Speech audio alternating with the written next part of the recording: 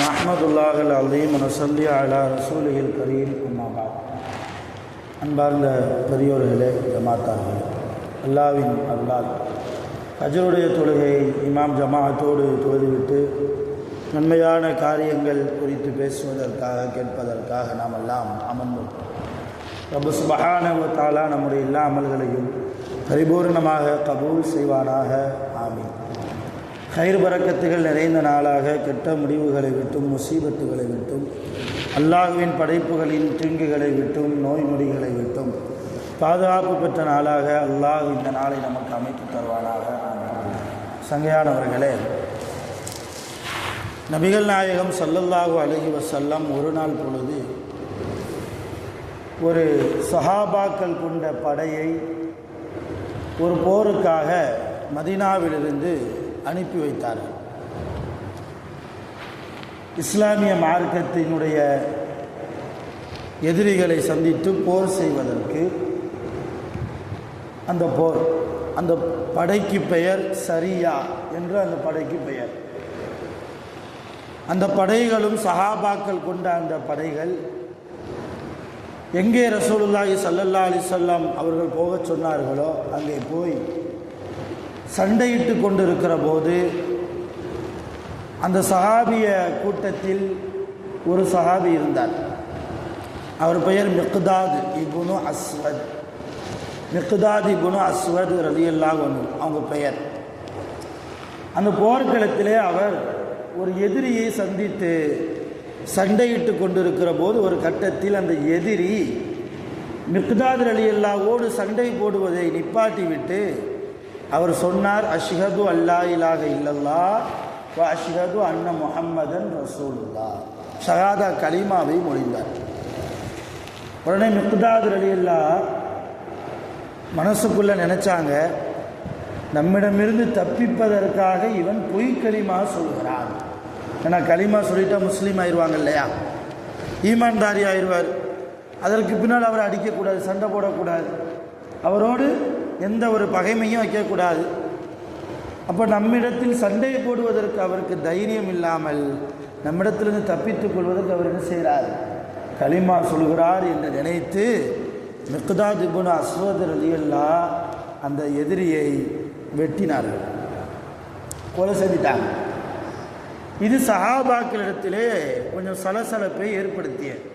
போர் முடிஞ்சதுக்கு பின்னால் எப்படி மிக்தாத் வெட்டலாம், அவர்தான் கலிமா சொல்லிவிட்டாரே, அவர் உண்மையாக சொன்னாரோ பொய்யா சொன்னாரோ அதை பார்க்க வேண்டிய தேவை நமக்கு இல்லையே, எதுக்கு தேவையில்லாம் இப்படியெல்லாம் ஒரு சலசலம்.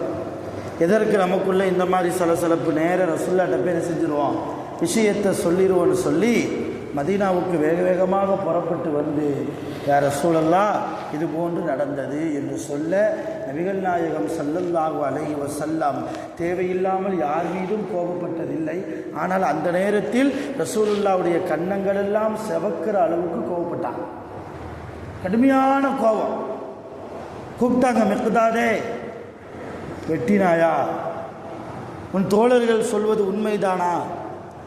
மிக்தாதில் சொன்னாங்க, யார் ரசூலுல்லாஹ் அவர் பொய் கலிமா சொன்னார், என்னிடமிருந்து என் வாளிடமிருந்து தப்பிப்பதற்காக உயிர் பிழைப்பதற்காக சொன்னார், அதனால் வெட்டினேன். ரசூலுல்லாஹ் கோபத்தோடு கேட்டாங்க, ஹல்லா ஷகக்த கல்பஹு, அவர் பொய்யாதான் கலிமா சொன்னார் என்பதை அவருடைய நெஞ்சை பிளந்தா பார்த்தாய்?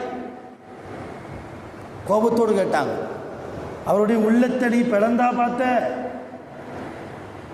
அவர் மறுபடியும் சொல்றார், மிக்தாத் இல்லை யா ரசூலல்லாஹ், இல்லை, அவர் பொய்யாகத்தான் சொன்னார், என்னிடமிருந்து தப்பிப்பதற்காக சொன்னார், உண்மையான ஈமான் அவரிடத்தில் இல்லை.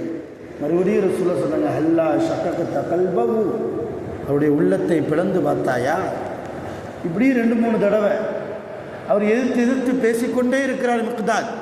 இல்லை யா ரசூலுல்லாஹ் அவர் பொய்யாதான் கலிமா சொன்னார். யாரிடத்தில் எதிர்த்து பேசுவது? சஹாபாக்களுடைய குணம் ரசூலுல்லாஹ்வுக்கு முன்னால் தன் குரலை உயர்த்தாமல் இருப்பது. ஆனால் மிக்தாது ரலியல்லாஹு அந்த நேரத்தில் என்ன செஞ்சிட்டாங்க, கொஞ்சம் குரலை உயர்த்தி தான் செய்தது தான் நியாயம் என்ற அடிப்படையில் பேசினார்கள். ரசூலுல்லாஹ் அப்படி விட்டுட்டாங்க, போ என்று விட்டுட்டாங்க. என்னுடைய விளைவு என்ன தெரியுமா? இந்த நிகழ்வு நடந்து கொஞ்ச காலத்துக்கு பின்னாலேயே மிக்தாத் ரலியல்லாஹு வஃபாத்தானாங்க. வஃபாத் ஆகிட்டாங்க.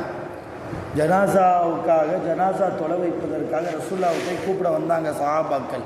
யார் ரசூலுல்லாஹ், மிக்தாத் இறந்து போய்விட்டால் அவருடைய ஜனாசா நீங்கள் தான் எல்லா சஹாபாக்களுக்கும் தொலை வைப்பீங்க, குளிப்பாற்றுறது வைக்கிறது என்ன செய்யலாம் சொல்லுங்கன்னு மஷோரா கேட்டு வந்தபோது அதை நீங்களே பார்த்து கொள்ளுங்கள் என்றார்கள் ரசூலுல்லாஹி ஸல்லல்லாஹு அலைஹி வஸல்லம். ரசூலுல்லாஹ் தொலைய வைக்கல, ஜனாசா தொலைய வைக்கல.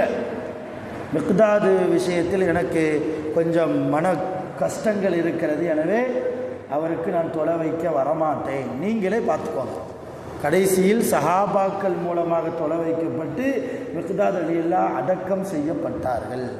இன்னும் என்ன கொடுமையான வேதனை தெரியுமா? அடக்கம் செஞ்சுட்டு வந்திருக்காங்க, அந்த கபர் பூமியை விட்டு மிக்தாதை வெளியே தூக்கி போட்டு, கபருக்குள்ளே வச்சு கபரை அடக்கியாச்சு. இங்கிட்ட அவங்க வீட்டுக்கு கூட வரல யார் சஹாபாக்கள். மிக்தாத் ரலியல்லாஹுடைய உடலை, ஜனாசாவை பூமி வெளியாக்கி விட்டது, தூக்கி போட்டுச்சு வெளியே. இதை பார்த்து சில சஹாபாக்கள் வேகமாக வந்து சொன்னாங்க. மறுபடியும் சில சஹாபாக்கள் வந்து வேறு ஒரு கபரை தோண்டி அங்கேயும் நல்லடக்கம் செஞ்சு பார்த்தாங்க, அப்பவும் தூக்கி எரிஞ்சுது. கடைசியில் ரசூலுல்லாஹ்ட்ட வந்து சொன்னாங்க, யார் ரசூலல்லாஹ், நீங்கள் ஏதாவது அல்லாஹ்வுடைய நாட்டம் விடுங்கள் என்றார்கள் ரசூலுல்லாஹ். அல்லாஹ்வுடைய நாட்டம். ஒரு ரசூலுடைய அதிருப்தியை பெற்று, ரசூலுக்கு முன்னால் ஒரு நபியினுடைய பேச்சை கேட்காமல், ஒரு நபியை அவமதித்ததால், ஒரு ஈமான்தாரியை அநியாயமாக கொலை செய்ததால் அல்லாஹ் கொடுக்கிற தண்டனை விட்டுவிடுங்கள் என்றார்கள் ரசூலுல்லாஹி ஸல்லல்லாஹு அலைஹி வஸல்லம். இப்போ இங்கே மிக்தாத் ரலியல்லாஹு குறை பேசுறதுக்கு நம்ம சொல்ல வரல. அவ்வளவு பெரிய சஹாபிக்கே இந்த நிலைமை என்றால், ரசூலுல்லாவை கண்களால் பார்த்து உள்ளத்தின் அளவில் முஹப்பத்து வைத்து ஈமான் கொண்ட சஹாபிக்கே இந்த நிலைமை என்றால், அருமையான பெருமக்களே, இந்த சம்பவத்தின் மூலமாக நமக்கு தெரிய வேண்டிய படிப்பினை, யாருடைய உள்ளத்தையும் நம்மால் பிளந்து பார்க்க முடியாது. இன்னும் சொல்லப்போனால் யாரையும் எடை போட்டு பார்ப்பதற்கு நாம் உலகத்தில் படைக்கப்படவில்லை. நாம் எப்படி இருக்கிறோம், நான் எப்படி இருக்கிறேன், என் ஈமான் எந்த தரத்தில் இருக்கிறது, என்னுடைய வாழ்க்கையை என் ரப்பு பொருந்தி கொள்வானா, அடுத்தவர்களுக்கு என் கஞ்சாடையின் மூலம், என் கைகள் மூலம், என் நடைமுறையின் மூலம் நான் தொந்தரவு கொடுக்கிறேனா என்று என்னை நான் எடை போட்டு பார்க்க வேண்டும். ஆனால் இன்றைக்கி என்ன நடக்கு? அடுத்தவரை பற்றி பேசுகிறது, அடுத்தவர்களுடைய குறையை காண்பது.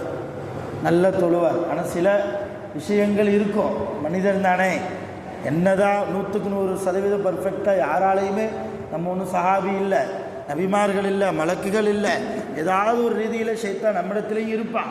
நம்மளை அறியாமலேயே சில சந்தர்ப்பங்களில், சில சூழ்நிலைகளில் சில தவறுகளை செய்ய வாய்ப்பு நேரிடும். செஞ்சிருப்போம், கண்டிப்பாக செஞ்சுருப்போம். ஆனால் அதை அடுத்தவர் பேசுவதற்கு அவருக்கு உரிமை இல்லை. நாம் அடுத்தவருடைய தப்பை எடுத்து பேசுவதற்கு இவன்லாம் என்ன தொழுகிறான். ஒரு காலத்தில் எப்படி இருந்தால் தெரியுமா? இவன் என்ன அஜிக்கு போகிறான், இவன் செஞ்ச பாவத்தில் அங்கே போய் கழுவா போகிறான், இப்படியெல்லாம் பேசுவதற்கு நமக்கு எந்த அருகதையும் கிடையாது, நமக்கு எந்த தகுதியும் கிடையாது. ரசூலுல்லாஹ் சொன்னாங்க இல்லையா, அல்லாஹ் ஷக்கக்கு கல்பகு, அவன் நல்லவனா கெட்டவனா என்பதை அவனுடைய உள்ளத்தை பிளந்தா பார்த்தாய். சில பேர் மக்களுக்கு மத்தியில் நல்லவங்க மாதிரி இருப்பாங்க, ஆனால் அல்லாஹ்விடத்தில் பெரிய உதவியாக இருப்பான். சில பேர் மக்களிடத்தில் சில கெட்ட பேர் எடுத்திருந்தாலும் அல்லாஹ்விடத்தில் சாலிஹான மனிதர் என்கிற பட்டியலில் அல்லாஹ் அந்த மனிதரை சேர்த்திருப்பார். ஆகையினால் யாரை பற்றியும் நாம் எந்த விதமான தவறான குணமும் எண்ணமும் நம்மிடத்தில் வந்துவிடக்கூடாது. முஸ்லீமாக இருந்தாலும் சரி, முஸ்லீம் அல்லாத இந்துக்கள், கிறிஸ்தவர்கள், மாற்று மத சகோதரர்கள் யாராக இருந்தாலும் சரி, யாரை பற்றியும் நாம் எந்த எண்ணத்திலும் எந்த சூழ்நிலையிலும் கெட்ட எண்ணம் வைக்கக்கூடாது, கெட்ட எண்ணம் வைக்கக்கூடாது. அவங்கள பற்றி புறம் பேசுவதோ அவதூறு பேசுவதோ எந்த ஒரு சூழ்நிலையிலும் நாம் அதுபோன்று செயல். ஒரு விபச்சாரி தான் உடம்பை வியாபாரமாக்கி பிழைப்பு நடத்தக்கூடியவள் தான். அவளை ரசூலுல்லாஹி ஸல்லல்லாஹு அலைஹி வஸல்லம் என்ன சொன்னாங்க? அவள் சொர்க்கவாசி என்றார்கள் ரசூலுல்லாஹ். அல்லாஹ் குர்ஆன் என்ன சொல்கிறான்? வலா தக்ரபு ஸினா, விபச்சாரம் செய்யாதீங்கன்னு சொல்லலை, விபச்சாரம் பக்கத்திலேயே போவாதீங்கன்னா அல்லாஹ். விபச்சாரத்தின் பக்கமே நீங்கள் நெருங்க வேண்டாம். அவ்வளவு தூரம் அல்லாஹ்வால் தடை செய்யப்பட்ட ஒரு காரியத்தை செய்த பெண் அவர் சொவனவாசின்னாங்க ரசூல்லா. எதனால்? ஒரு நாய்க்கு தண்ணி கொடுத்ததால். நஜீஸான நாய் அது மேலே ஆடையில் பட்டாலே அதை அத்தனை தடவை சுத்தம் செய்யணும். எப்படி சுத்தம் செய்வது என்பதற்குண்டான ஷரியத்து முறை இருக்குது, சட்டம் இருக்குது. ஒரு நஜீஸான நாயாக இருந்தாலும் கூட அது தாகித்திருந்த நேரத்தில் அந்த விபச்சார பெண்மணி போய் தண்ணி கொடுத்ததால், அந்த நாயினுடைய தாகத்தை தீர்த்ததால் ரசூல் என்ன சொன்னாங்க? அவள் சுவனவாசி. இப்போ அவள் அந்த வேலை பார்க்குறா, இவன் இந்த வேலை பார்க்குறா, இவெல்லாம் எப்படி சவனம் போவா? நம்ம அதை பற்றி பேச வேண்டிய அவசியமே இல்லை. நான் சவனம் போவேனா? என்னுடைய மறுமை வாழ்வு எப்படி இருக்கும்? மிக்தாத் ரலியல்லாஹு ரசூலுல்லாஹ் மேலே அது அளவுக்கு அதிகமான பாசம் வைத்த ஒரு சஹாபி. ஒரு நேர தொழுகையும் கலாவாக்காத சஹாபி. ஒரு நேர தொழுகையை கூட கலாவாக்காத சஹாபி. இஸ்லாத்தின் மீது அவ்வளவு பிடிப்பாக, அவ்வளவு உறுதியாக இருந்த சஹாபி. ஆனால் அவங்களுக்கே என்ன நிலைமை? கபூர் அவங்கள ஏற்றுக்கிறார், தூக்கி வீசுது என்றால், அருமையான பெருமக்களை அல்லாஹ் பாதுகாக்க வேண்டும்.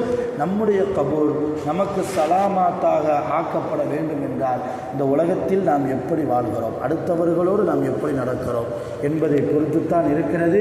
ஆகவே கூடுமான வரைக்கும் ஷரியத்தின் தொடர்போடு, பள்ளிவாசலின் தொடர்போடு, உலமாக்களின் தொடர்போடு நல்ல அறிவுரைகளை பெற்று செவியேற்று நம்முடைய வாழ்க்கையில் குர்ஆனையும் ஹதீஸையும் நாம் கொண்டு வந்து நம்முடைய வாழ்க்கையை சஹாபாக்களுடைய வாழ்க்கையை போன்று நாம் ஆக்குவதற்கு முயற்சி செய்வோம். வல்ல ரஹ்மான் அப்படிப்பட்ட தூய்மையான வாழ்க்கையை வாழ்வதற்கு நம் அனைவர்களுக்கும் தௌஃபீக் செய்வானாக. ஆகிர் தஅவானா அல்ஹம்துலில்லாஹி ரப்பில் ஆலமீன். சுப்ஹானல்லாஹி வ பிஹம்திஹி சுப்ஹானல்லாஹி வ பிஹம்திஹி அஷ்ஹது அன் லா இலாஹா இல்லா அன்த அஸ்தக்ஃபிருக வ அத்தூபு இலைக். ஆமீன். சுப்ஹான ரப்பிக ரப்பில் இஸ்ஸத்தி அம்மா யசிஃபூன் வ ஸலாமுன் அலல் முர்ஸலீன் வல்ஹம்துலில்லாஹி ரப்பில் ஆலமீன். ஸல்லல்லாஹு அலா முஹம்மத் ஸல்லல்லாஹு அலைஹி வஸல்லம். ஸல்லல்லாஹு அலா முஹம்மத் ஸல்லல்லாஹு அலைஹி வஸல்லம். ஸல்லல்லாஹு